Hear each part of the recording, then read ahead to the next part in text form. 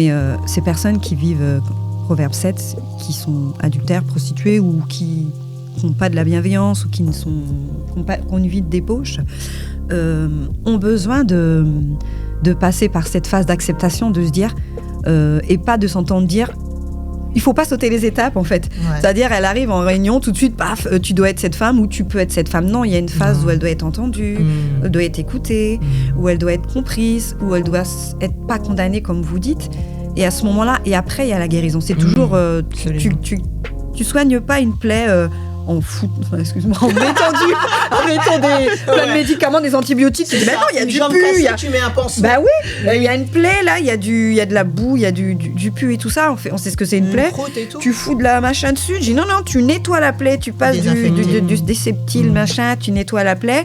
Nos enfants ils se blessent, on nettoie la plaie et ensuite on met le pansement, ensuite on met le. Mais c'est vrai ce que tu dis, mais on pense la blessure. C'est vrai ce que tu dis. Il faut reconnaître qu'il y a la blessure déjà et pas être dégoûté du pu quoi.